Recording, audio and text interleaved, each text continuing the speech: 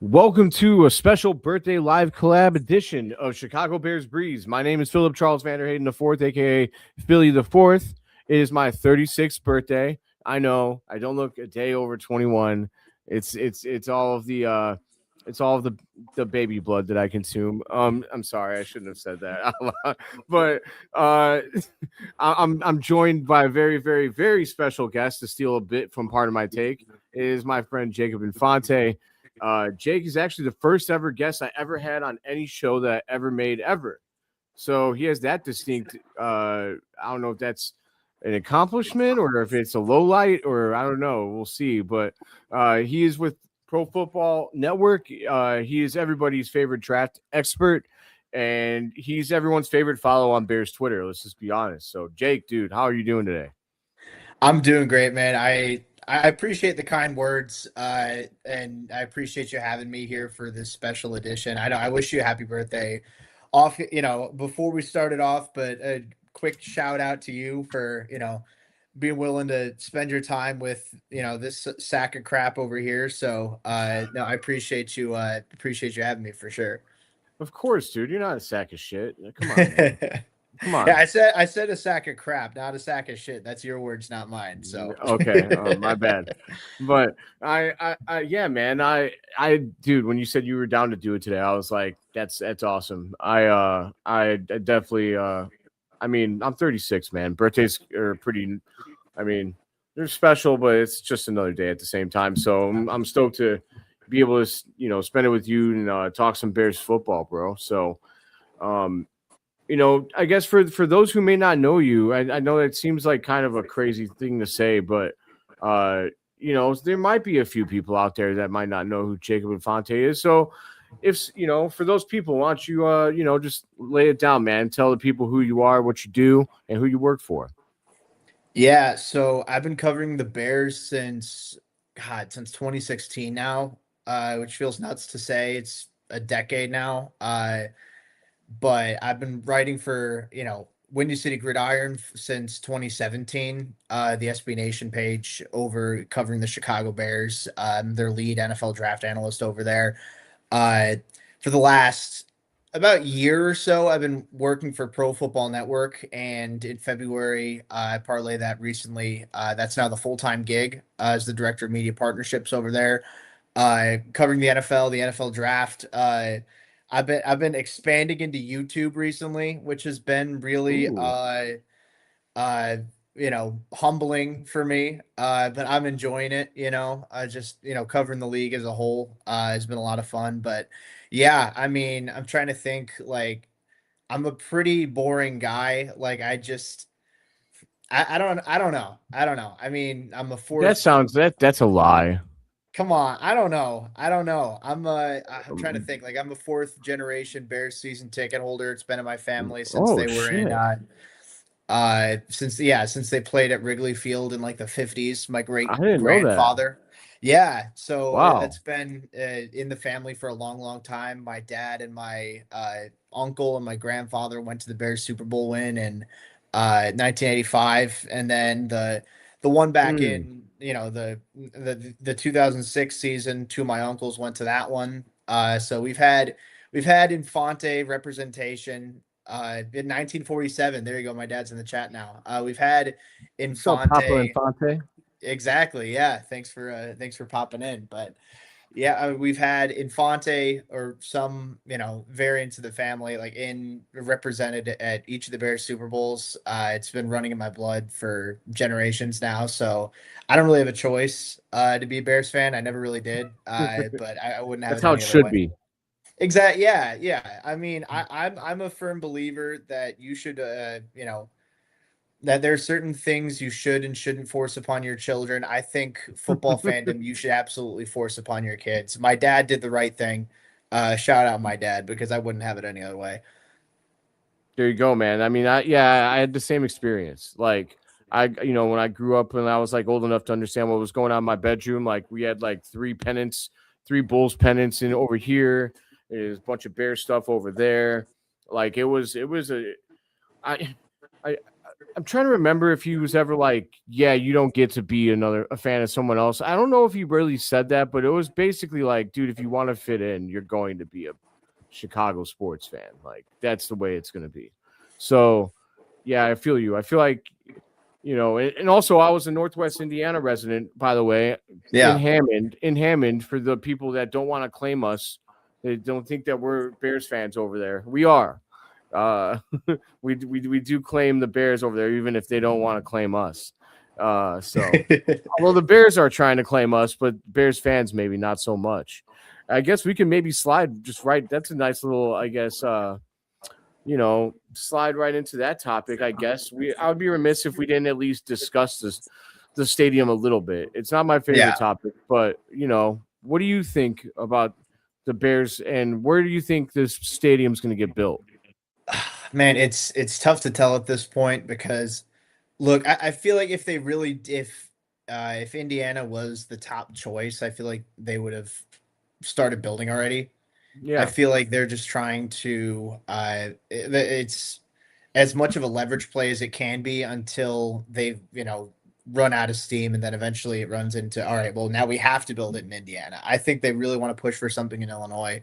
Uh Chicago isn't entirely out of the picture anymore, it seems, which is nuts to say, but yeah, ever since Kevin Warren's like kind of backdoor dealings with Chicago Mayor Brandon Johnson, that whole stuff coming out, uh, it indicates that it's not off the table. I mean, I'm in Team Arlington Heights. I think that it's a massive property with a ton of potential. It's in the state of Illinois, which is huge for a lot of Bears fans. It's closer. You have such a massive fan base in the suburbs there. I mean, that's a good central point that's closer to a lot of fans than, perhaps the city or, even just the, like your Hammond in any case. But I don't know, man. I have my opinions, obviously, on where I want it to be, but at Let this me hear stage, him. I have genuinely no idea. I think that I don't even think the Bears have any idea where they want it to be at this point, which is just it's crazy to think about. It's been going on for a couple of years now, and there's literally no progress whatsoever. Like you have the Bills with the stadium already, and they're kicking things off. The Titans have a new stadium in the works. The Browns are working on one. Like and the Jaguars are updating theirs. Like it's so many different stadiums that are either being built or being updated that have started after the Bears, and like they're already going to be done before the Bears even put shovels in the ground, which is just I don't know. It's nuts, but So who do you put it's that more whatever. on? Is that on the Bears or is that on Illinois? I think it's a little bit of both. Honestly, I think it's there's a specific meme that I'm thinking about right now that I can't say because it's not PC, but it's two dudes fighting, YouTube video. Okay. Or it's like a YouTube video, it's two dudes fighting, but it's not dudes, it's a different word. But uh either way, I think the state of Illinois, I think Pritzker's in a very in my non trying not to get political to take a stance one way or the other, just from a pure like non-biased perspective. I think Hmm. Pritzker's like damned if he does, damned if he doesn't, because I think if the Bears leave Illinois, I think there are going to be a lot of, there are going to be a lot of people in Illinois who are going to sour on him. It's like, oh, you're the mayor who let the Chicago Bears leave the state of Illinois. Like that's going to be a big part of his legacy, and that's going to be a really big, sour note on his legacy. But Yeah. if he does, provide the tax breaks and works to to bend over backwards essentially to keep the Bears in the city of Chicago, the state of Illinois in general, then the look is, oh, he's giving big tax breaks to billionaires, and that goes against what a lot of the Democratic Party believes. And if it's believed that he wants to run for president eventually, that's going to be really tough to answer. Be like, hey, the whole, a big calling card of the Democratic Party is we don't want to give tax breaks to billionaires. If anything, we want to tax them more. So why did you do this? And I think that would, that would kill his presidential hopes dead on arrival. I don't think Pritzker is going to be president ever to begin with, but I do think that he wants to run, and I Yeah. think that if he wants to, yeah, for 2028, I mean, it's such a crowded field right now. It's like, oh, anybody can break out, but I don't think Pritzker stands much of a chance. But either way, I think that's going to be really difficult for him either way. So I think he doesn't have much leverage in this whole situation one way or the other. But at the same time, I think that I think the Bears haven't been fantastic in this whole process. It feels like you don't really know what they actually want.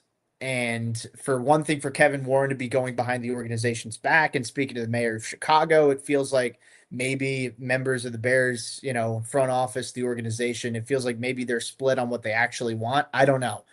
Uh, but yeah, and the fact that it's been this long and the Bears haven't made any sort of progress at all, I think part of that definitely falls on Kevin Warren. It falls on the McCaskies, the whole situation. So my long-winded answer is yes, everybody. It's everybody's fault. It's just not a very good I don't know.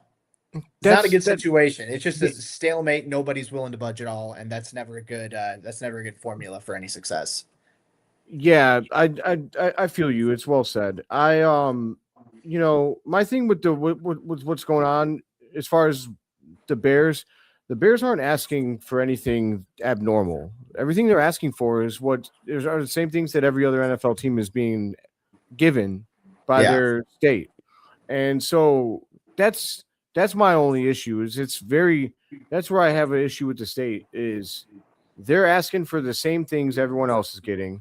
They're still willing to pay like 2 or 3 times more than anyone else in property tax. Like they're saying like, hey, we'll pay $20 million a year. I think the Rams paid 10. I think that's the current record or the current, like, I don't know, league leader. And yeah, the Bears are saying, yeah, we'll double that. That's fine. But we need these things. And it's still not happening. And it's just like, dude, okay.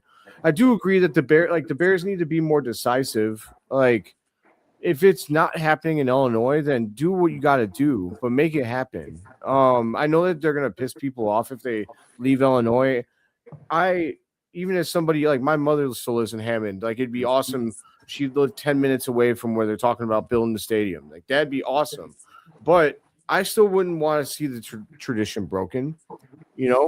I would like to see it stay. I don't want to piss people off, but I also think that there's some overreaction going on. Like, people are saying that they won't be Bears fans anymore based on it.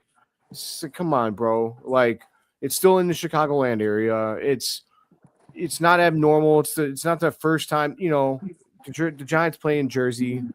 I know it's not what anybody's cup of tea is. Hopefully they can work it out and be in Illinois.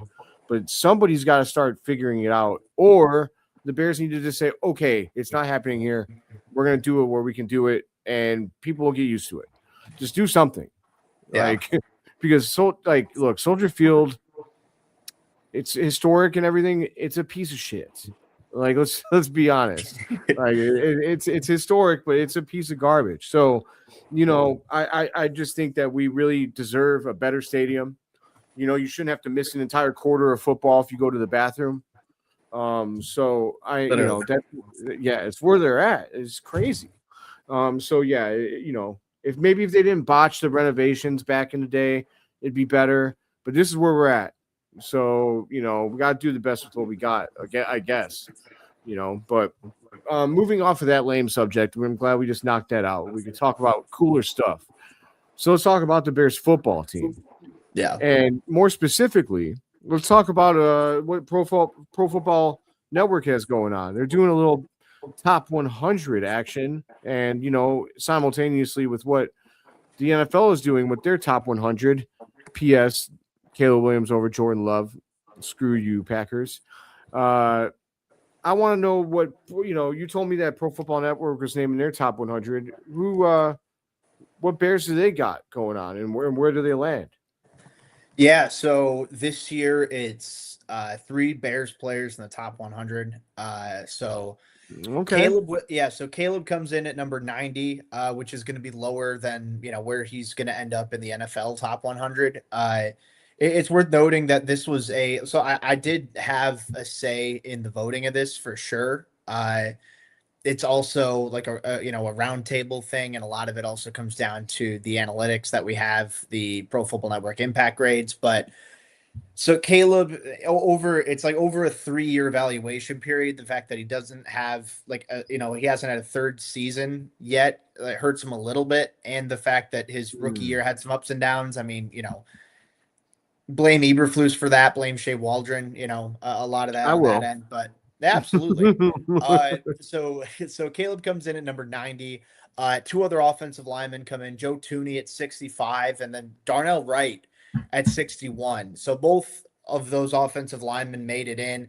I don't think Darnell Wright's going to make it into the NFL top 100. Tooney better make it in. I have a sense that he and Caleb at this rate are both going to make it in, because I mean, literally, if Tooney's the protector of the year, it makes sense to have him literally in your top 100. But Darnell comes in higher actually on our ranking, because in 2023 he had a score of 75.3, so he didn't rank incredibly high as far as offensive linemen go, as far as guards specifically. But Tooney led all guards in our offensive line impact score in 2025. He was second for all offensive linemen last year. He trailed only Penei Sewell, I believe. And then Wright's been consistently getting better every single year. Somebody graded as one of our top offensive tackles this year. So yeah, those are the 3 Bears players we have this year. I know we didn't publish our honorable mentions, but I will say there were a couple who were like in the mix who were pretty close. Uh, Colston Loveland being one of them. What's Montez his Sweat was difference? somewhere in the mix, and Devin Bush as well, who is another Okay. guy where he finished second in our linebacker impact score rankings. So I think it was. I'd have to go back and check. I think Jack Campbell might have been first in that score, and then Devin Bush was second. The only reason he didn't get in the top 100 because he wasn't amazing before last year with the Browns. But yeah, Okay. those are the 3 guys with a handful of honorable mentions. I'm excited to get involved in this process again next year and see where, you have a lot of young guys on that Bears roster, a lot of guys with potential to really grow. And who knows, maybe Jalen Johnson bounces back healthy and goes back to old form. Maybe, guys like Colston Loveland, Luther Burden, Roma Dunze, they continue to break out. There's a lot of potential there for, more guys to make it on that list. So I'm excited to see next year how it all plays out. But this year, though, it's 3 guys, and then it's Caleb Tooney and Darnell Wright.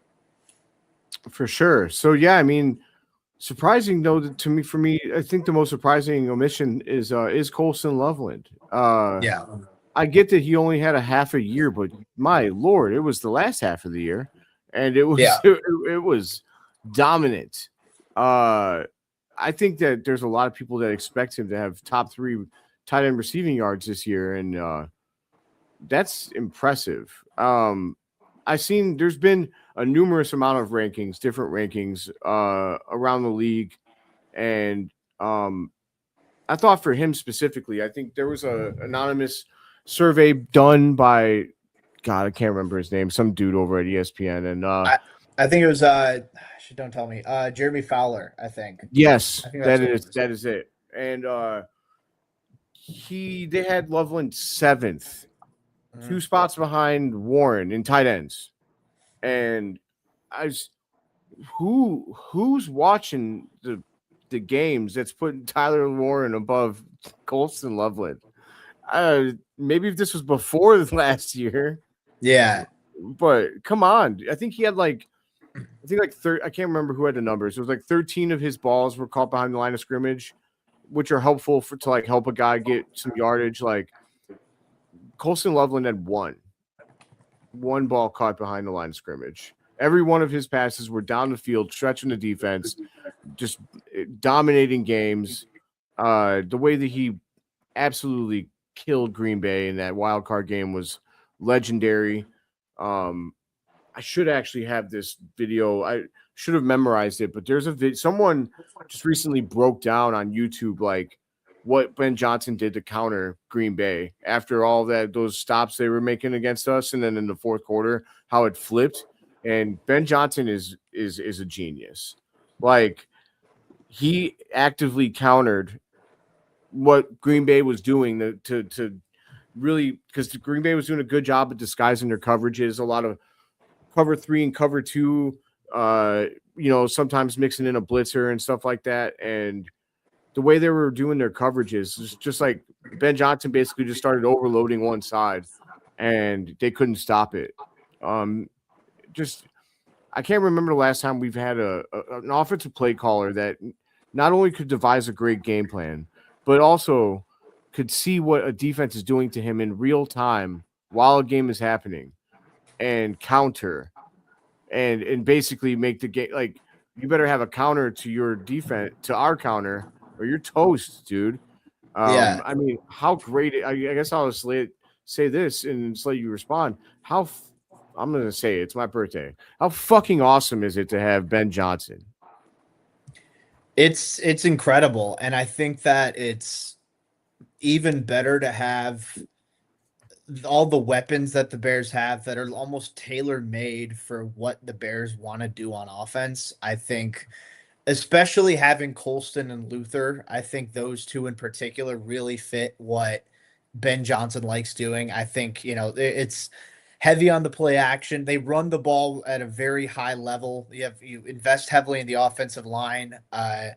Invest heavily in guys who can, win specifically as, wide zone blockers who have that athleticism and the body control to block on the move. And then a guy like DeAndre Swift who can really thrive in those kind of situations where I don't know. I feel like he's more efficient when he gets to stretch out the defense horizontally with, stretches, sweeps, what have you, as opposed to just running it up the middle. That's more Monangai's speed, but Yeah, Swift is, I think, a really good fit for what the Bears like to run in the run game. And then in the passing attack, you have that strong run game to rely on to set up the play action. You have the threat of Caleb taking off and running.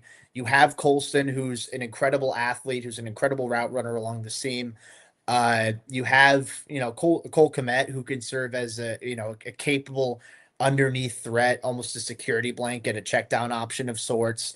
Luther Burden, somebody who's incredibly athletic, who's got that good spatial awareness, who can, in the second half of the year, we talk about another guy who really showed up in the second half of the season.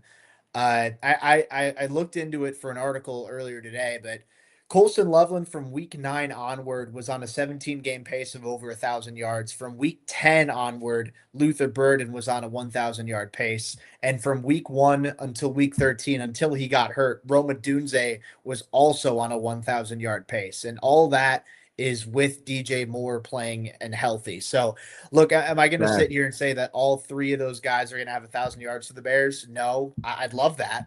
I don't think it's, stranger things have happened. But I do think that you look at, Burden, what he can do in space, the ability to attack the middle of the field, the ability to stretch the field horizontally. I think that it's something that you'd figure that an NFL offensive coordinator would look at, say, oh, Sean McVay, attacks the middle of the field incredibly efficiently. Kyle Shanahan, Kevin O'Connell, hate to give him credit, but Matt LaFleur, guys who can, who can set up the play action, guys who can, use those seams, use those crossers to stress out the defense.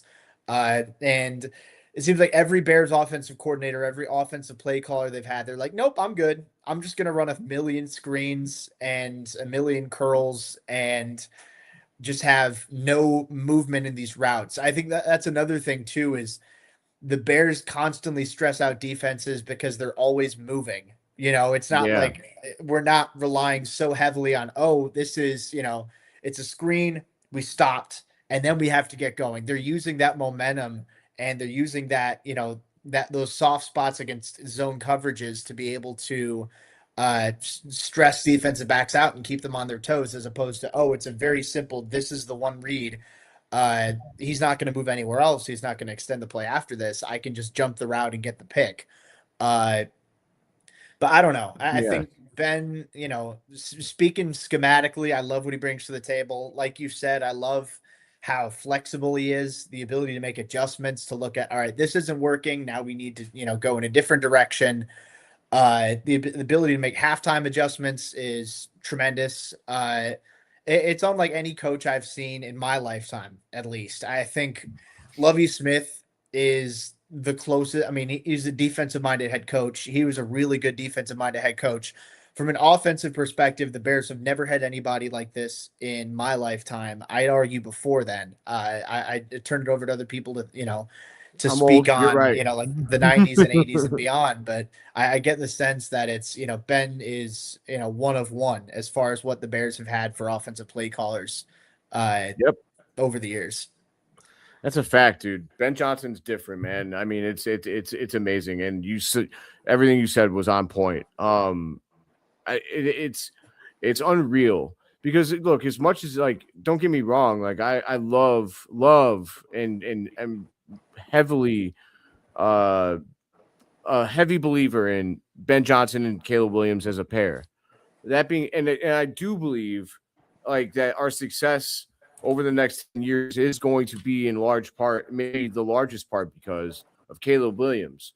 That being said, the excitement of Ben Johnson is that he's how old is he? Like maybe 40? He might be. I don't know Give if or he's take. even. Yeah. I think early 40s. Yeah. So this is a guy that could be the franchise head coach for literally 20 to 30 years. I mean, I know that sounds insane, but the Bears are a loyal franchise. And if all this dude wins is a single damn Super Bowl, he's got a lifetime gig. That's how it's going to work. I mean, nobody's going to want to be rid of him. I can't imagine that. He would have to fall off a cliff. And it is the best part of it being Chicago is like it's already a legacy franchise. It's already one of the biggest media markets. Where are you going to go for it to be bigger? Like the only team I could think of where it would make any sense is the Giants because it's New York. But it's but even then it's like, do you do that? Like just because you're bored? I just think I really think that Ben's going to be here for such a long time. And it's hard to reconcile with that without being way over the top in excitement and ruining a ton of pairs of underwear every time I think about it.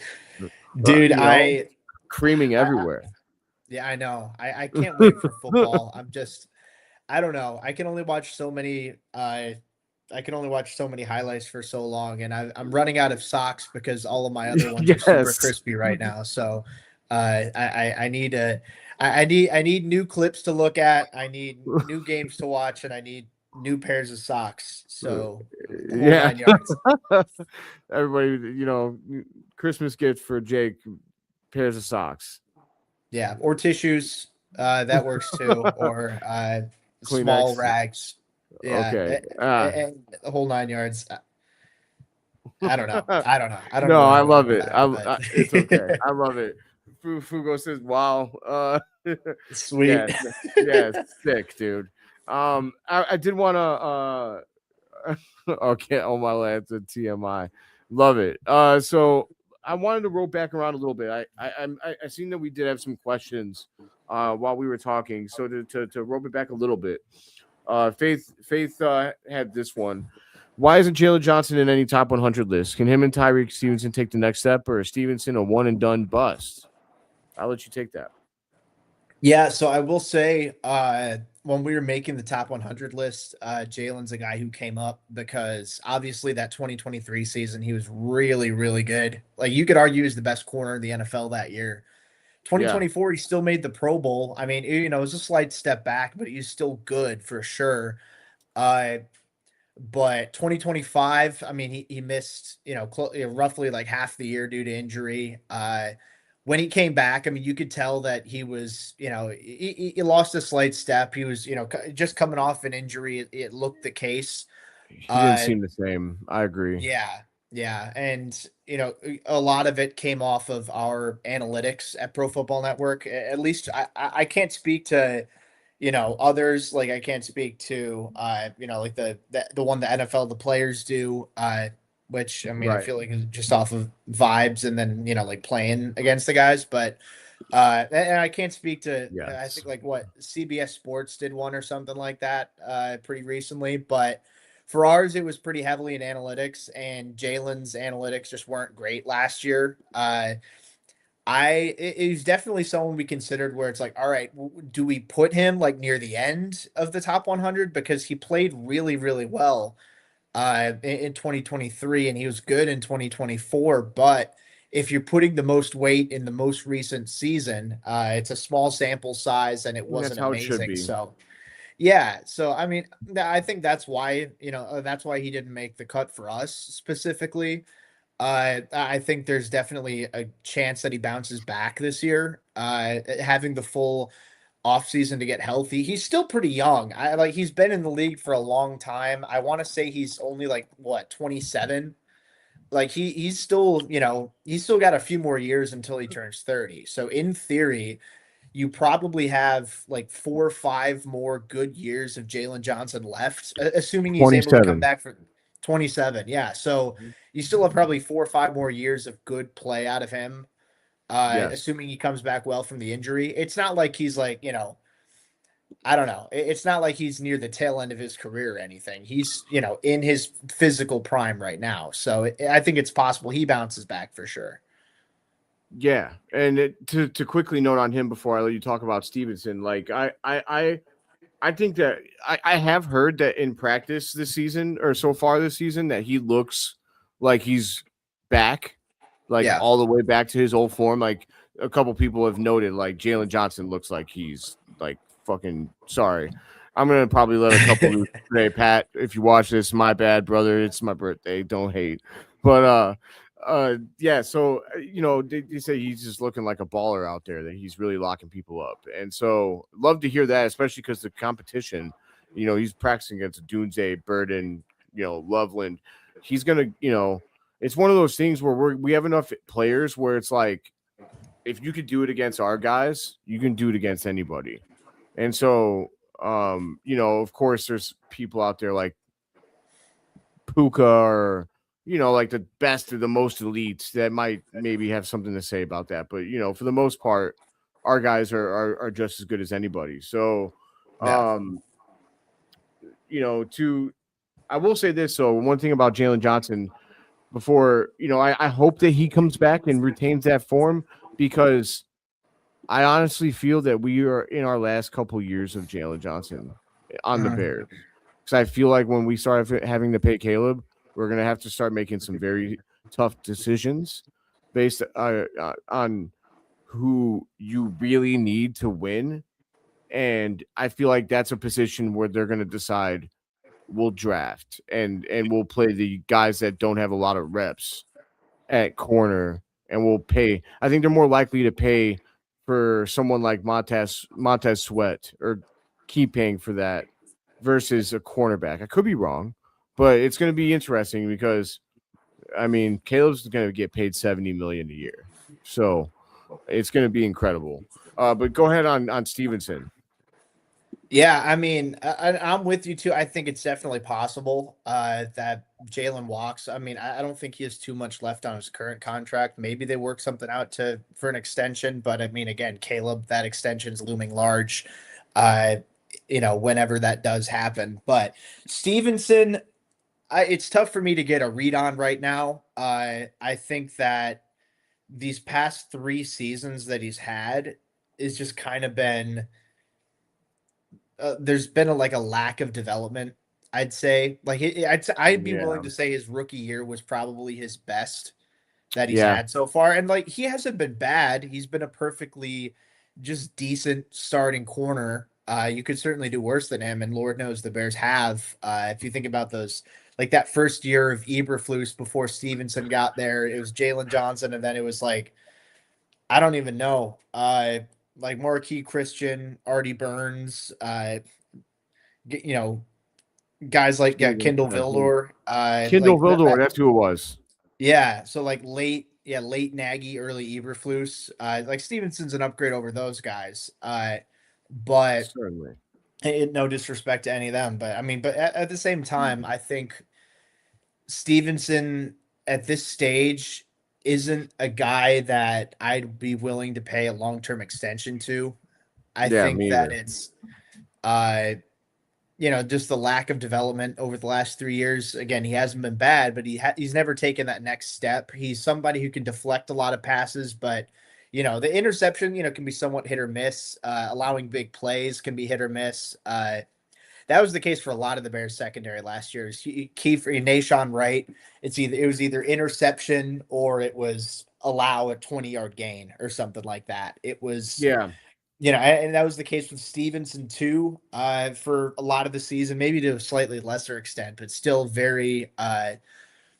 still very volatile in coverage. So I think that excuse me, I think that it's a key year for Stevenson. He's definitely going to be he's on somewhat of a hot seat. I think as of right now, I'd anticipate he'd get a somewhat similar deal to what Nashawn Wright got in free agency, where it's like a 1 year, $5 million kind of deal, where it's like, all right, you're giving him a chance to start, but that's not, hey, we feel confident that you're going to be the starting cornerback for us necessarily. So I yeah, don't know, with Malik Muhammad in the mix now as well. I know there's a comment too from Relentless Mikey about if Malik's going to be in the nickel. yes, That's what I'm interested to see, because I think Muhammad has a serious chance. I wrote about it in my newsletter with Pro Football Network. I think it came out today or yesterday. I don't know, one of those days that came out. But I wrote it in advance. But Muhammad, I think, whether it's in the nickel replacing Kyler Gordon because Kyler Gordon can't stay healthy, or if it's replacing Stevenson once Stevenson's contract expires, I think Muhammad has a serious chance. And also based off of my evaluation on him from his time at Texas, to really make it into that starting lineup, whether it's this year, whether it's next year, I think there's serious starting potential there. And you're looking at another guy kind of similar to Austin Booker. I mean, it's a totally different position, but it's, both of these guys declared for the draft a year early. They're, third year, juniors. Austin Booker was a redshirt sophomore, but, a little bit raw, but still incredibly young, incredibly talented, impressive tape. And I think that, Muhammad was really good, outside in the SEC at Texas. But him being a little bit skinnier, maybe you want to move him into the nickel. Maybe he's a Kyler replacement more so than a Tyreek replacement. But I think Malik's presence is going to loom large over both Stevenson and Gordon. So I don't know. I don't know which one it's going to be yet. Obviously, that depends on how the Bears evaluated him compared to me, or obviously compared to like other draft analysts. But I think Stevenson's going to have it's going to be Jalen Stevenson and Kyler to start off the year, assuming that Kyler's healthy, to kick off the season, which who knows at this point. But I think yeah, Muhammad's got a serious chance to potentially take over Stevenson or Gordon. yeah, man. I agree. The whole Kyler Gordon thing's a real shame because when he's Yeah, healthy, he's so good, and not only just in coverage, he brings something to the pass rush because absolutely. he's so he's so damn quick off the edge. He's ironically, we were the worst team in next gen stats at get off last year. Pause. Not that get off, but the get off when it comes to getting off the line. Um, they were the worst in the league. They were the slowest getting off the ball. And so Kyler Gordon's a great guy to help with that because when you brought him off the edge, man, bang, he's there. He's jacking the QB up. Yeah, I had predicted that he'd have 5 picks and 5 sacks, and I felt great about it, except for the fact that I knew he couldn't stay healthy, and unfortunately, that's what happened. yeah, So, I hope he stays healthy because I think the best case scenario would be, yeah, like you said, like Malik Muhammad, if he could take over for Stevenson, and then that way you're not going to pony up for Stevenson. He plays whether he plays over Malik this year or he finishes out over him and Malik slides in next year. You'd like it to, it'd be nice if you can fill in for Kyler Gordon and do well, yeah, but truthfully, we'd like him to Kyler Gordon to just be healthy. I will say this: they're not going to bench Gordon just based on his health. they're gonna play the best guy, and it's gonna be Kyler Gordon right now. I would be shocked if Malik Muhammad was a better nickel than Gordon when both are healthy. Yeah, Um, that's definitely fair, especially because I mean, Muhammad played like primarily outside at Texas. Like okay, he took a couple reps in the nickel, but he primarily outside. It's more, I'd say, a projection of kicking him inside just because he came in like what 182 pounds, something like that at 6 feet. It's a little bit of a skinnier frame. So who knows? Maybe if he gains like 10 pounds or something like that, then he could stick outside. I think he has the demeanor. He's scrappy enough to do it. It's okay, just more of a size thing than anything else. fair enough. You know, speaking of which, maybe the secondary I feel is very strong, and maybe that's going to be necessary because let's talk about everyone's least favorite part of the Chicago Bears, and that's the pass rush. Yeah. So, what? There's a question back here that we'll get to after we start, and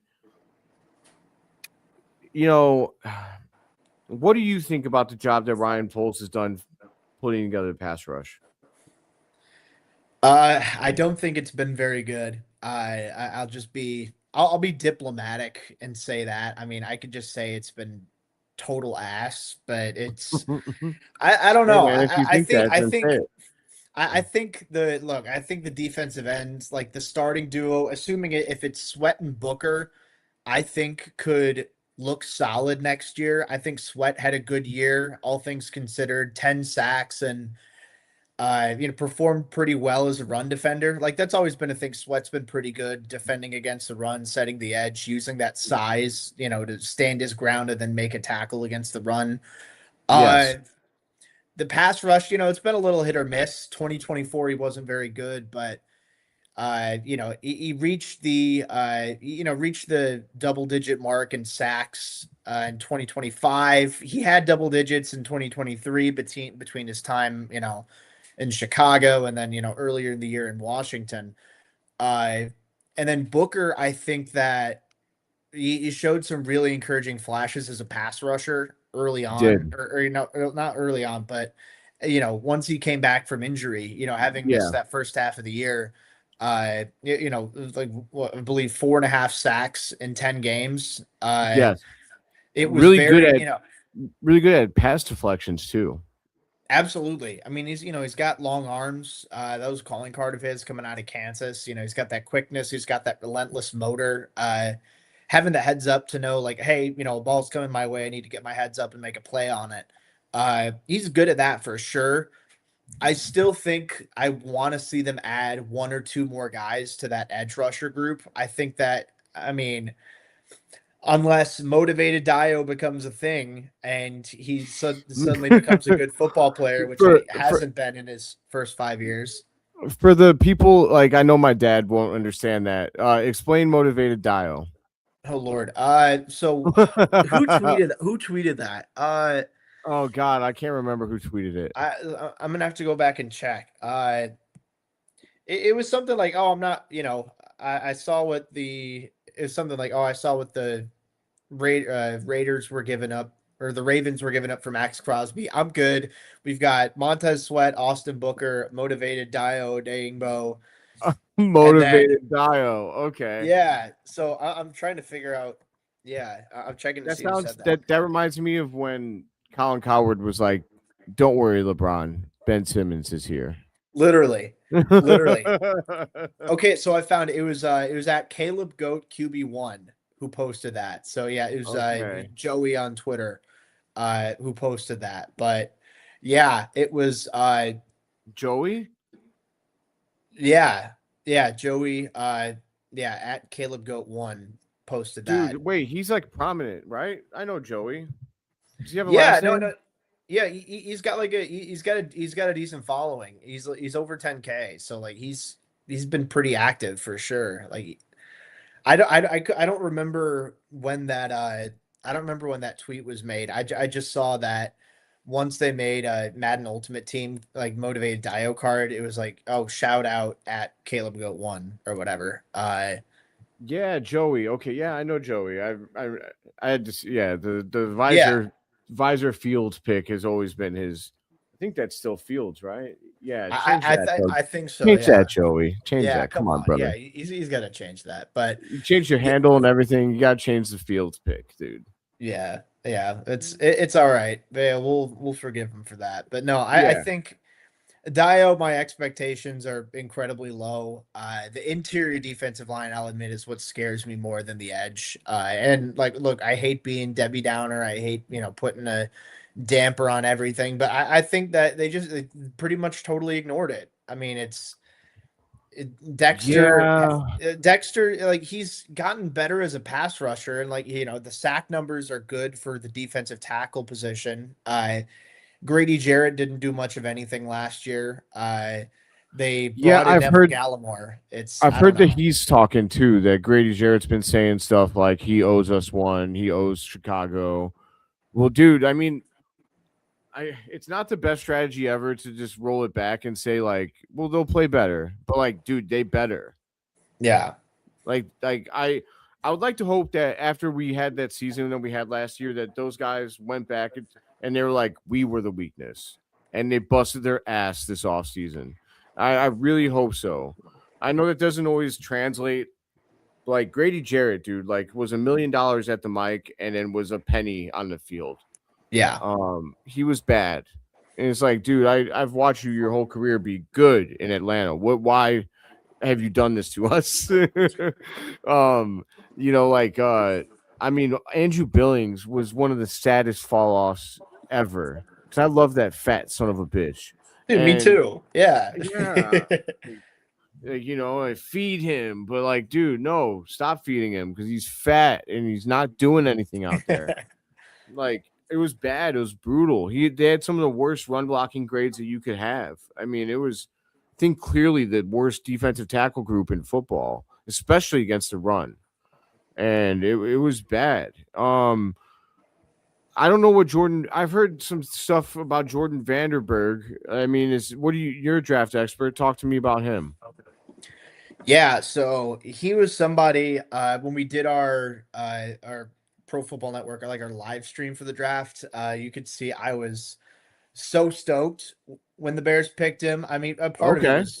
part of it was out of pure desperation. It's like, oh, we finally got a defensive lineman, but he was somebody where it's like, all right, there's upside here. Like he has I the like physical it. attributes that are worth taking a shot on in the 6th round. A perfect 10 relative athletic score. I mean, there have been, Wow, I really? think, swear to God, yeah, like perfect Woo! 10. It was, I think, like he Good missed grief! out on the top spot for, there have been like 2,000, 3,000 defensive tackles in that entire database. Vandenberg was number 2, and he just missed out on number 1 by like a few, like very minor, like 1 billionth of a decimal or something like that. Wow. Okay. So yeah, Uh, so testing's out I of this like world. that. Yeah, no, absolutely. I mean, and like, look, he's somebody. He's still a little bit raw, still a little bit rougher on the edges. I mean, if he was polished with that testing, he'd be a 1st round pick, obviously. But you can see the raw power show up on tape. You can see he's somebody who can generate pressure. He's got that bull rush. He's got that stout anchor that allows him to stand his ground in run Yeah. support. He can too. I mean, I like him best as a 3 technique. I mean, he moved around a little bit for Georgia Tech. He could be a nose tackle, but I think that get off quickness is really going to shine over a guard. So, He's 3 fast tech, off the 2 ball. tech. Yeah. Yeah, no, Oh, he's quick off the ball. You can see we that, need that. relentless motor. I'd like to see a little bit more confidence with his hands. I think that's going to be the big thing, is if he can, have a plan and stick to it. And then, not only that, but also have a deeper counter game. I Okay. think he'd be a lot more efficient, but you see the flashes are there. Like when he gets his hands right, he can bull rush guys. He can win with power. He can win with a long arm. He's showing some quickness in the hands as well, cross chops and swims and stuff like that. So definitely Nice. still a work in progress from a technique perspective, but I mean, he's quick, he's powerful as all get out. I think that's, yeah, I don't know how much of a role he's going to play this year, but I think there's a lot of I think there's potential with him for sure. And he's somebody that, well, look, with the way the roster looks right now, he's deserving of a spot in the rotation. Yeah, how big of a spot in the rotation? I mean, you could definitely debate that, but it's a very, he's a very gifted prospect, and I think there's a much higher ceiling than the average interior defensive lineman that you're taking there in the 6th round. Okay, I like that. I like that a lot. I did want to roll back here. So I know. So Faith had said this. Can you discuss why Ryan Poles didn't draft a pass rusher high in the draft? What's the philosophy there? It appears we're wasting end on high end on luxury picks like Roosh and Xavier Thomas when Sutton, Jacobs, Zion Young were on the board. I can give a little bit here before I pass it off to you. Yeah. I so I know like what I wanted to say was one of my least favorite things in the world is that a lot of people love to give all the credit for good draft picks to Ben Johnson, and then everything that's bad that happens, they pass it off to Ryan Poles. Everything, in my opinion, is being decided by both of them. I don't think that there's a draft pick that's happening that Ben Johnson isn't signing off on. And Yeah. so like when people are mad about a thing like Sam Roosh, I fully believe that that's Ben Johnson. They're like draft him, draft him, draft him, Ryan, draft him, hurry up, draft him. Like I think it's pretty clear that Ben Johnson's the one with the power in this organization. So like I if you're gonna be mad at a pick, I just you gotta be mad at both of them, and it's okay if you don't want to be mad at Ben Johnson, but then you kind of gotta rear it in and just trust the process. Um, I also think that the board is just not following the way. I think they're being very strict and very much adhering to their board. You Yeah. know, and that's my view on it. They don't feel like they don't want to reach if they're in the 3rd round picking and they've got 5 guys and none of them like the next 5 guys on their board and none of them are pass rushers and like they don't have a 3rd round grade on anybody. They have a 4th round grade on pass rushers, and then by the time they get to their 4th round pick, those guys are gone, and they only have a 5th round draft pick on any of the pass rushers available, and they're just not drafting. They're not drafting for need ahead of best player available. That's how I see what's happening. What do you think?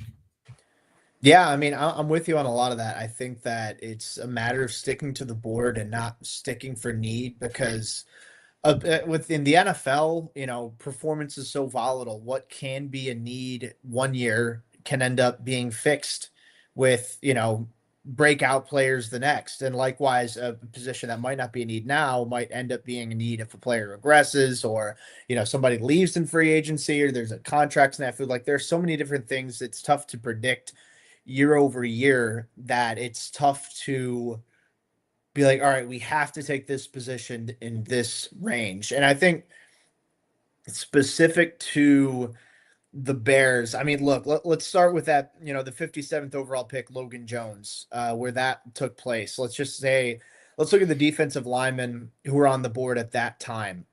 Kieron Crawford, the edge out of, I'm going strictly edge here. Kieron Crawford out of Auburn, that's strictly a stand-up edge rusher in a 3-4. He's too light to play in Dennis Allen's system. Same with Romello Height, who went at 70, the pick right after Sam Roush.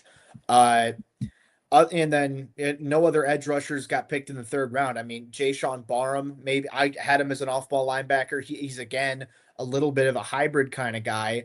But, those other guys, like those top edge rushers, Gabe Akis went 2 picks before the Bears at 57 when they took Logan Jones.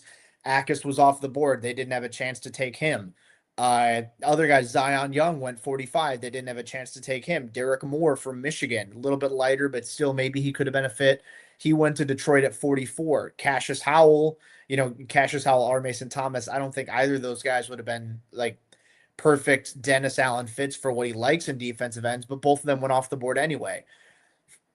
I think that the picks after the fact show that as far as like 4-3 base defensive ends, guys who have that size, guys who can set the edge, either they went before the Bears even had a chance to get them, or they didn't go until like the 4th and 5th round. I mean, And maybe, sure, you can say, I don't know, like I'm checking.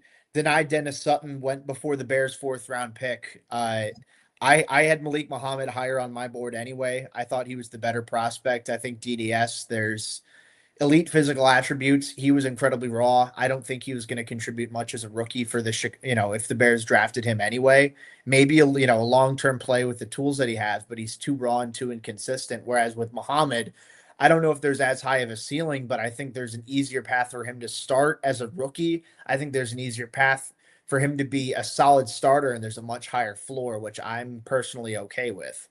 So Yeah. and that's going strictly off the edge. I mean, you could run the same exercise for defensive tackle with, the traditional, like that 3 tech that the Bears need, that quickness, that get off speed, more so than your typical nose tackles. A lot of those guys, they were either off the board already or they went a lot later. Now, would I have loved if the Bears came away with, Grayson Halton, the defensive tackle out of Oklahoma? Absolutely, I would have. I would have taken him over Xavier Thomas, purely off of pre-draft analysis. I mean, we'll just have to wait and see. Maybe Thomas turns out really well. Maybe Holton doesn't do a ton. I really liked Caleb Proctor out of Southeastern Louisiana, defensive tackle who went very early in the fourth round of the Cardinals, but he tore his ACL. He's already out for his entire rookie year, so you never know with something like that. Uh, Yeah. but I think edge rusher, to answer that question, there just wasn't good value there. There was never good value there, and I'm specifically at edge, I'm glad that they didn't force the need and they took better value at other positions. Defensive tackle, I mean, I'd certainly argue that's one I would have, gone in a different direction for sure. With that third round pick, specifically Thomas. I mean, Roush, I loved as a prospect. I was a little surprised that the Bears took him just because, hey, it's another tight end. But he was my guy in this class. Like outside of Sadiq, obviously being the top tight end, Roush was the one guy where it's like, all right, he's not a consensus top prospect, but I think with his receiving production, he had the highest relative athletic score of any tight end in this draft class, and he was a really good, efficient inline blocker at Stanford. I loved what he brings to the table, so I was intrigued by that pick. I didn't love the Thomas pick, but I see the vision in that he's an incredible athlete. He has that speed, and his drop rate was a lot lower than the typical speed receiver. You have a lot of these undersized guys with smaller hands. They drop a lot of passes. That's not the case with Xavier. He's somebody who can make those grabs consistently at a time where, guys like Zacchaeus, Duvernay, dropped a good handful of targets. I mean, I love Odunze and I love Burden, but even they had some issues with drops over the course of the season. So, Thomas is somebody who's, hopefully to rectify that, and he has the raw speed to work with. He's pretty unproven as, a high volume producer at wide receiver. And I think he's pretty raw as a route runner, which it gave me some pause about that pick, but you factor in the raw speed, you factor in the hands, you factor in the return ability. I get why he went a lot higher than I would have taken him. I get why he went a lot higher than where the national consensus had him. So again, it's, Ben Johnson has shown with, Loveland and Burden and Monangai and even, Trapillo before he got hurt that he knows what his system needs, and he can work in tandem with polls to identify guys who fit that system. So I trust that pick. You have every right to question it. I think that no NFL head coach or NFL GM is above questioning, is above doubt from the media, from fans. It's part of the job. If you think, oh, who cares what other people think? Just sit back and trust what happens. Like, no, you have the right to have your own opinion. And if you have your doubts about a certain selection or a certain approach, like we might about the defensive line, then we're well in our right to do so. That doesn't mean we're right. That doesn't mean they're right. It just means we have the right to that opinion. But at the end of the day, it's all just wait and see. I'm excited to Mm. see what this offense can do, though. The defensive line I have my concerns about, but like Relentless Mikey too says in the YouTube chat, next year's draft has a good defensive line. I don't know if I'd say better talent quite yet. There are a lot of potential guys that could break out for sure at defensive tackle and at edge rusher specifically. But time will tell on that. There's still a lot more to go in my pre-draft process, and still a lot more. These guys actually have to play a full regular season in college before that gets finalized.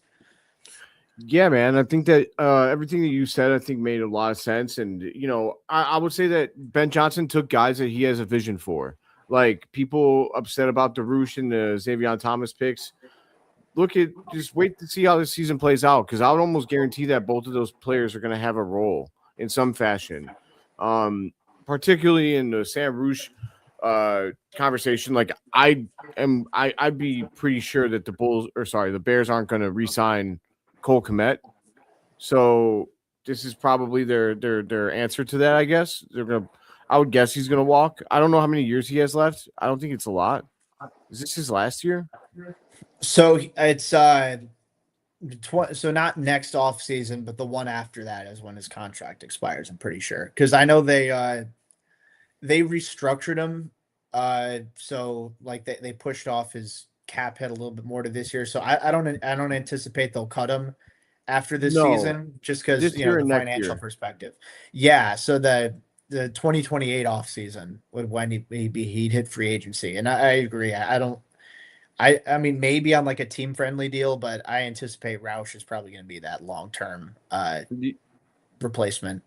Yeah, if I had to guess, I mean, maybe if he has a big season, things can change, but that would be my guess. And then Xavier Thomas, I mean, I was a little nonplussed about that as well. But then, I mean, you see, I know it's just been OTAs and minicamp, but you see, he's been popping up in those highlights. He's been making plays. So if he can really take the top off of the defense, like that's something that we don't have. That's something that he could provide. So again, at the end of the day, like I trust Ben Johnson so much. It's like, look, if he says that he can do something with this guy, fine, so be it. My worry is I don't want to keep having games like the San Francisco game we had last year, where we were just scoring and then they scored. We scored, they scored. We scored, they scored. It's like, okay, can we get a stop? We made Brock Purdy look like, friggin' Tom Brady. Yeah. So, I would like to be able to get a pass rush and force these decisions. But then again, like I think about it, that I go back. I mean, our defense played well enough in the second half of the wild card game to come back against Green Bay, and they played pretty good against the Rams. They didn't score that many points. So while I know everybody's looking for the perfect football team, we all are, and it felt like that was something that we had to address. The things just didn't play out the way that we might have hoped. And who knows, man? Maybe the Bears start off like 5-1, 6-1, and they're like, you know what, we're going all in, and they trade for Max Crosby. Like, I don't know. Like, probably not, but we'll have to see what happens. I mean, I think at the end of the day, the Bears have all of their picks, right? We didn't trade away any picks. We have all of our picks moving forward. Yeah. Let's see. So we don't have. We might not have some of the late picks. It's a 4th or a 5th rounder we don't have next year. Oh, okay. But other than that, we have first. Yeah. So we don't have our 5th because we traded that for Bradbury. But yeah, the first 4 we have, and then 6, round 6 and round 7. Okay. Yeah. I mean, the pass rush is going to come. I would be, what I always like to say is like, look, if you think we know it, I promise you that they know it. Like, whether or not they're being stubborn, I guess, and they feel people can get better, I guess maybe that's true. Because I know that I'm sure that they want something out of Odeyingbo. Yeah. Like they gave him money, and yeah, he had a bad year. I mean, he had 9. So I think it was like 9 solos in 8 games. It's like, what are you doing, fat son of a bitch? Yeah. Get after it, fat boy. We need you cardio out there. Yeah. Yes. Well, not enough. Okay. Apparently he's motivated motivated dial. He's I mean, dude, motivated now. He's got that 99 card in Madden Ultimate Team, that 99 speed. Now he's motivated, guys. Let's get I ready. mean, that's the thing Fire is me like, up. look, like, yes, it's like, look, those guys know that they were the weak link on the team last year. So what I'm hoping is that they all went back this offseason and they said we can't keep being the weak link. Like if they want it as bad as we all hope that they want it, then they should have got after it this offseason. And who knows, Yeah. maybe Austin Booker turns into, he turns a corner and starts. If I'll say this, if he can reach double digit sacks, this unit looks a whole lot better immediately. Oh yeah. Like all of a sudden you're looking at it a lot differently. And then like the other piece was if oh god, I'm spacing here. It was if he can get double digits, and I guess it's really I know this isn't what I was thinking, but if Grady Jarrett can return to form and provide something of substance, and Gravon Dexter can be better in the run game, because Gravon Dexter was a good pass rusher from defensive tackle, but he was Absolutely. bad in the run game. Yeah. And so, that, and then hopefully, the speed that we added at linebacker with Devin Bush, hopefully that helps. And, if our secondary can stay healthy as well, we never really got a sense of how good our secondary can be last year. We were never healthy all year. Exactly. We missed more games from our starters than any other team in the league. So that's why any of the people that wanted to give excuses for why they lost to us because of injury, shut up. Join the club. But I God, dude, we've already been talking an hour. It's so easy to talk to you. So I won't keep you too much longer here. I wanted to ask, what are your predictions for the Bears this year? Let me hear it. What give me a record prediction. So I keep going back and forth. I think it's going to be similar to last year. I think I keep going back and forth from 11-6 and 12-5. Okay. I think this is still going to be a team who makes the playoffs. I think they're in a favorable position to win the NFC North. I mean, at 11-6 and 12-5, there's always a chance that maybe a team, has a great year and leaps them. But I don't think that missing the playoffs all of a sudden is going to be a major issue. It's a tougher schedule, but I mean, so many things change year over year that's it's easy to say going into the year, and then what might look like a hard schedule going into the year might be easier later on, and then injuries play a factor. You can go on and on about that, but I'll go positive. I'll go 12-5. I think that this is a team who I think their ceiling is going to be limited by the defensive line. Unfortunately, I don't think I don't think this is the Super Bowl year. I think that Rams team is Okay. just too good, and I think the Seahawks are in a league above Chicago at this stage too. Like I'd say the Bears are in like that second tier where you're looking, you know, Eagles, Packers, 49ers, guys like that. Maybe the Lions or Cowboys climb into those ranks too, but like true playoff teams, but like I don't think they're elite Super Bowl contenders yet. I think that's still one off season away. I think they can and will be Super Bowl contenders in 2027. I think the offense is going to continue to get better. I think Caleb's going to continue to get more comfortable in Ben Johnson's system. I think that I mean, he said it himself. He said like he was, he was drowning or you're like swimming upstream or whatever the analogy was with how much terminology and how many things you need to know in Johnson's offense. Yeah. But, now that he has the full off season, he has a full season under his belt working under it. Guys like Loveland and Burden, you saw what they did in the second half of the year once they got more comfortable in the system. Odunze is healthy now. That secondary, like you mentioned, missed so much time due to injury. That's a really low bar to reach as far as availability goes. Like it was, I think Jalen and Kyler combined played like 10 games or something. At Like most. Jalen played Yeah. 7, Kyler played 3. Yeah. Maybe I'm off by 1 or 2 for one of I, those, I think you're right. but either way, like that's a really low bar for those guys to reach from an availability perspective. If they can do that, then I think the secondary is going to be better. I think the safeties will be better too. I think that maybe, you're Dylan not going to Thieneman's gonna be have, really fun. oh God, yeah. Like I don't think you're going to have anybody who's like, oh, leading the league in interceptions like Kevin Byard was. But I think I mean, Kobe Bryant had 3 fewer interceptions and had a lower passer rating allowed. Kobe, he Kobe. like so much of that literally. I mean, so much of that comes down to lower completion percentage allowed, fewer big plays allowed in coverage. Same, I mean, Thieneman coming from college, but you have a 2-time All-American, a guy who runs in a 40-yard dash in the 4.3s, a versatile player who can play all over the field. The ball skills he has, the high motor he has, the processing speed. I still don't know how he fell to 25. I really don't. Thank you, Uh, Minnesota.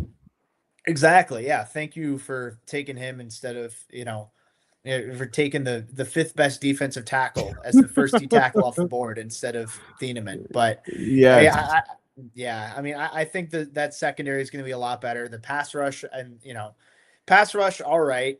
Run defense, I still have concerns about, but I think the defense will be a little bit better, and I think that'll keep them afloat. The offense, I expect to continue to develop well. So 12-5 is going to be my answer. I think their ceiling is the NFC Championship game, and that all okay. depends. I think a lot of that depends on seeding.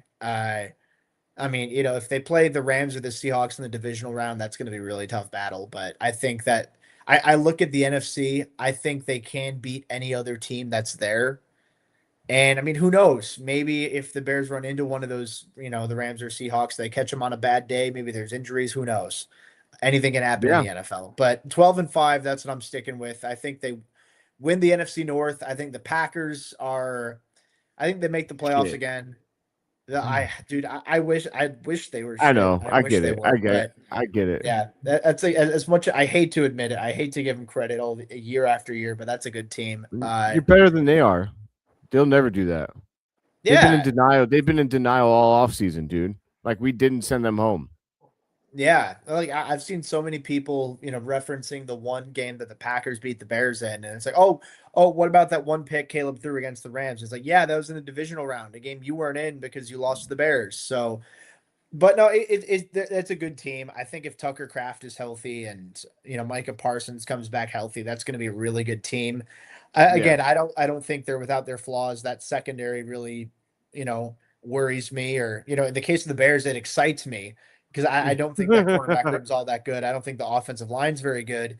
I think the weapons in Green Bay are better than people give him credit for. Jordan Love, I think, is a better quarterback. A lot of people give him credit for, but I mean Need him to show up when it counts, though. Need him to show up when it counts against a good team. He's a front runner a yeah, little bit. yeah. Until they show that they can win when it matters most, I have to put a clear ceiling on that team. Just because Matt LaFleur has shown that he can't make like he's very inconsistent when it matters most. Jordan Love, can be a little shaky now when it matters most, but I don't know. I don't know. I'm happy to be where the Bears are at right now. I'm happy to be a Bears fan, and it's good to actually have a good team to talk about finally. Hell yeah, dude. Yeah, definitely. To quickly fire through a couple of things that were left for us. What do you think of Terrell Smith? Yeah, so I really don't know because he was drafted for Eberflus's Eberflus. system. I still think he has the physical tools to project well in Dennis Allen's system because he likes those bigger corners. He likes having length. He likes those lengthier guys. Pause. But I think that I think Smith. I don't anticipate he'll push much for a starting spot, but I do trust him as a good backup. If Yeah. if if you can see what he can do with Dennis Allen and he looks good in camp, he looks good in the preseason, I wouldn't mind having, somewhat of a rotation or having him on standby if you do view Malik Muhammad as the successor to Kyler Gordon in the inside if he can't stay healthy and you like what you see out of Smith. I think it's possible that, that Smith ends up taking up Tyreek's spot. I think look, the fact that once Jalen Johnson came back, they kept in Nashawn Wright over Johnson. I think that shows where Stevenson is. Like he's serviceable to have as a starter, but ideally he's not your long term cornerback too.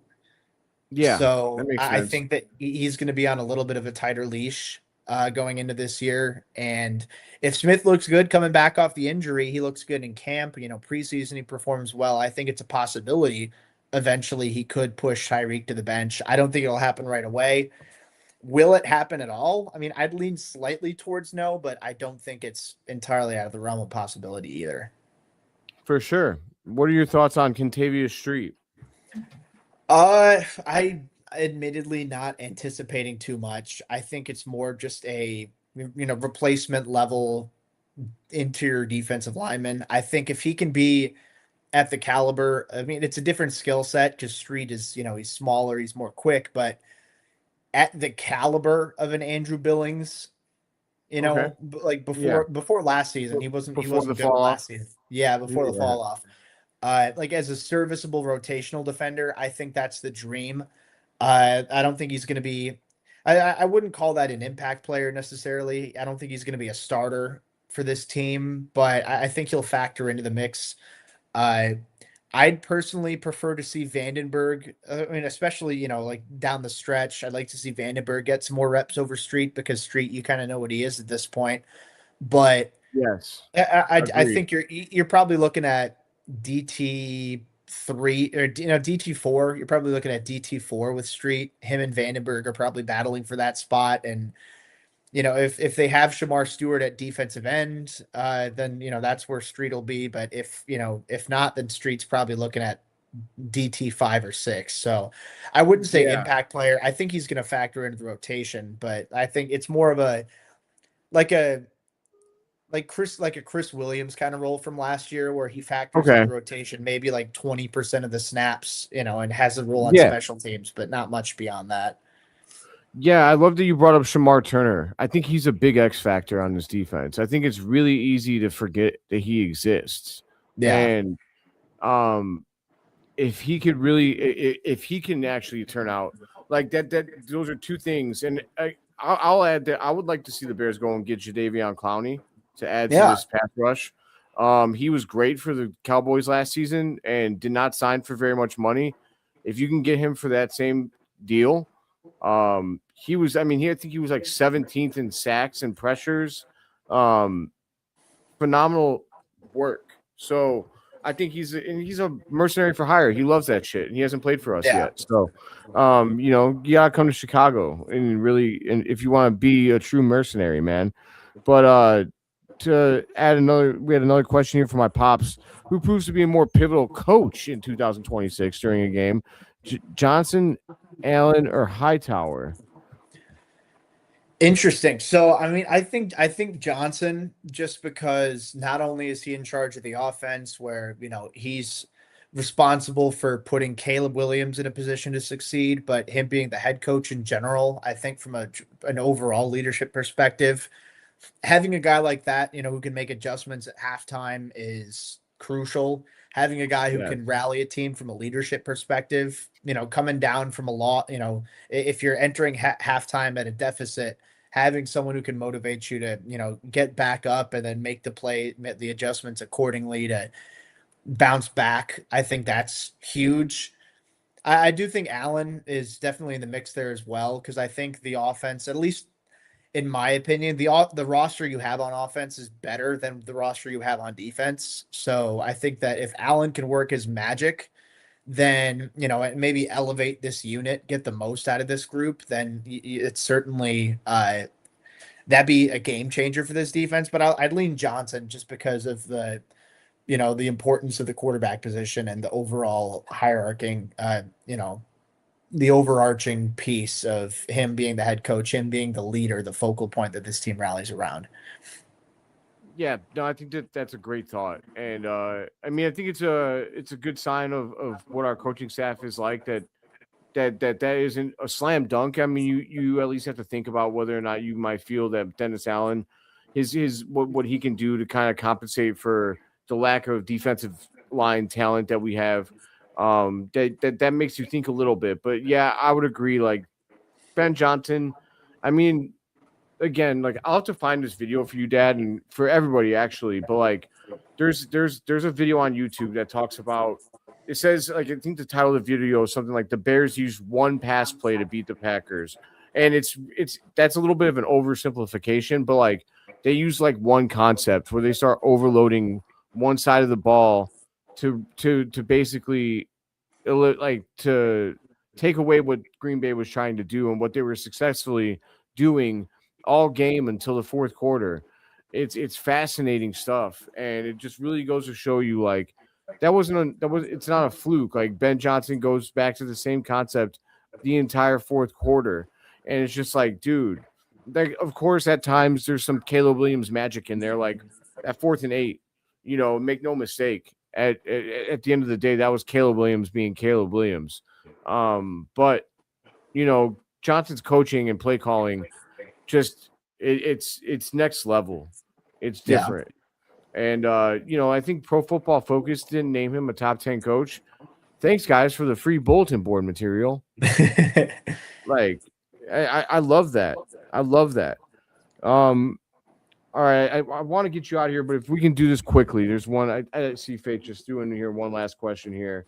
Yeah. Can you guys please discuss Ryan Polston? Oh, wait.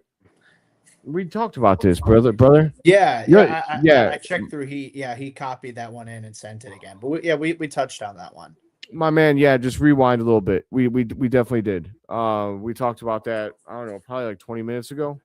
But take, I promise I promise if you go back, I read that question, brought it up, everything. So, what did Relentless Mikey say? I hear people saying Minnesota will be a team to watch with Murray QB. Yeah, no. I just don't buy it. I don't think Kyler Murray's that good. He wasn't good enough for Arizona to keep over Jacoby Brissett. Enough said. Like. Yeah, I mean, I definitely I look at the NFC North and I still think the Vikings are the weakest in the bunch, but I still look at it as, hey, they went 9-8 with one of the crappiest quarterback situations in the league last year. That's true. Kyler, in theory, should be an upgrade. I mean, I still don't think he's the guy because last year he wasn't great, and like you said, when he was healthy, they went back to Brissett. And it was a benching, say whatever you want about it. It was a benching. And yep, I think that, Kyler should be an upgrade over McCarthy, or at least over what he was last year. But I still have concerns about that group, about that passing attack. Yeah. That secondary that they didn't address all that much. It's been a weakness of theirs for the last, 3 seasons or so. And they've just haven't done all that much to finally fix it. So I don't know. That should be a good team. That should be a competitive team. Kevin O'Connell's a good head coach. Brian Flores is a great defensive coordinator. But yes, I think they'll definitely be in the wild card race for sure. And they'll be difficult down the stretch. But I think the Bears are in a better place to make the playoffs than Minnesota right now. Yeah. At the end of the day, it's just quarterback matters so much, and that's going to be a great example of that. I mean, you look at the other quarterbacks in the division. I mean, Goff, Williams, Love, they're all better than what Minnesota has going on at quarterback, and it just matters. It matters. Minnesota is one of those teams that they always seem to be one, like they can't get that one piece for whatever reason. Like when they've had the quarterback, it's been something else. Yeah. But now it's the quarterback, and it's a shame you got Kevin O'Connell there. He's just like, can you please give me somebody that's worth a little bit of something? Because I'll make them good. Look at Sam Darnold, but they let Sam Darnold, Super Bowl champion, walk, and they look like assholes. They look like complete assholes. I don't know if anybody's seen Sam Darnold winning a Super Bowl, but he went to the right team. And he's a great example of what happens when you have a solid team and you have playmakers at key positions and a quarterback that isn't going to make mistakes or see ghosts when the game's on the line. So there you go. Yeah, went full circle for you there, Sam. I know. I'm sure he appreciates that. Yeah, he'll never see it, but whatever. Yeah, all right, man. It's been almost an hour and a half. Dude, we could talk forever, but it was awesome having you. I'll definitely have to have you back if possible. For sure. Absolutely. Hell yeah. Everybody, make sure that you do go and follow. Just 622 people here. That's incredible. Please go and check out everything that Jake does on Pro Football Network, on I'm spacing on the other Windy City website. Gridiron. Windy City Gridiron. There you go. Check out all of his stuff. He's awesome. And everybody here on X that is not a subscriber of Chicago Bears Breeze. Look, I know I have to do the obligatory thing and ask you to come subscribe, but look, it's my birthday. Hook a brother up. Hook a brother up. Come over to the YouTube channel, drop a like on the video and subscribe. It takes you a couple clicks, and that could be my birthday present. I don't want money. I just want your undying loyalty. There you go. That's a good substitute, honestly. Yeah, there you go. But everybody, thank you for tuning in. This is an awesome time talking with Jake. We'll be back. I don't know if we'll be able to do this, but I'm gonna try and Jedi mind trick him into doing something with me weekly during the football season. We'll see if we can make it happen. But maybe I'll whatever I could do, dude. I can send you a few more Caillou dolls or something, Yeah, my cat loves it. My cat loves the Caillou doll. No shit. Just beating the shit out of that thing. Yeah.